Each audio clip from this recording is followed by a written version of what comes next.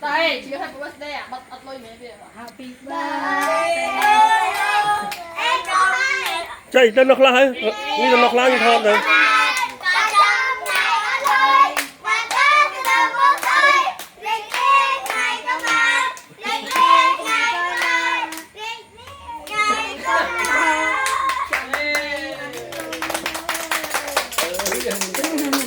cô nè chú cô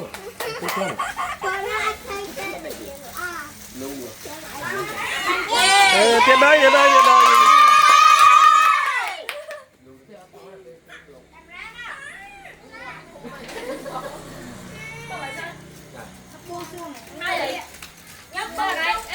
ôm nhá trong sân này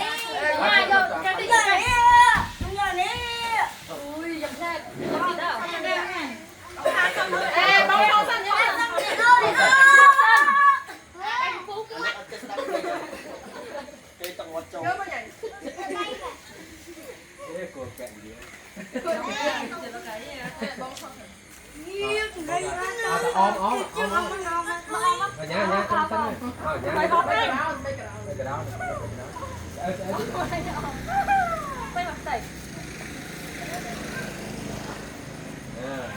đâm bậy vui quý bay nhá không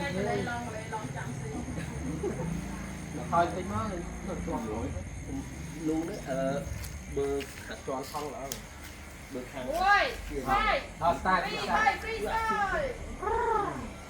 cái mười chia đó em mười hó đấy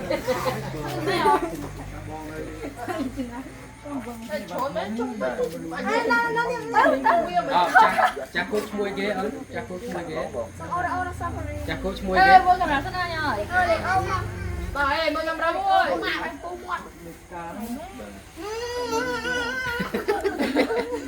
hay là tôi này ai là các bạn tôi đủ sai đủ lăng gì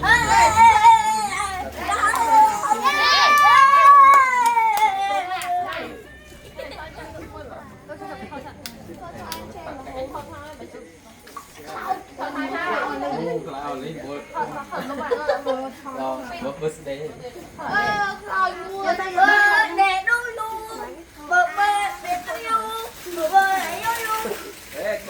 này lấy tăng mưa tu nó hơi khó đấy trong vài thầy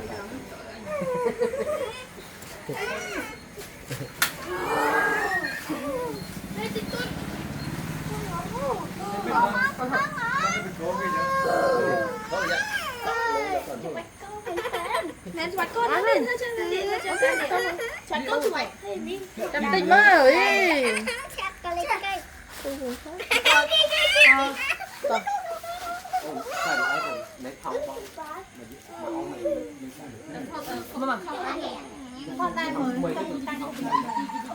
thấy có trong gì à? Ê, phật tay tỷ. đua vô tôi khổ lại mày mà chụp lại mày học bài đi tay cái nó mày ê thiệt cho con chuyện Ông nói thì ăn tay khỏi rồi. Rồi, ốp như rồi là. Muốn sao làm hả?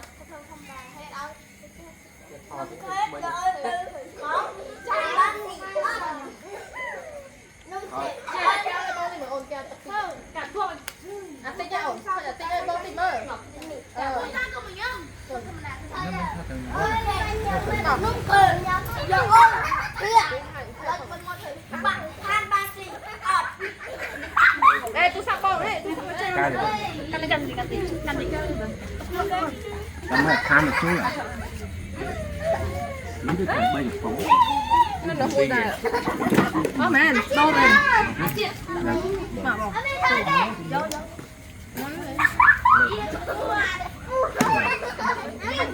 là con tôi đấy Như mày. Ê, quẩy gì? chào anh Mai coi chào anh Mai Phu mai em bên nhà em chẳng hỏi. Đâu rồi đó? con nữa chắc vô mà chiết chiết đó ô cô đây lúc đây lòng bò đi bò nữa chia mấy điên đai đó rồi. Điên bao giờ lên tí chia mấy điên đai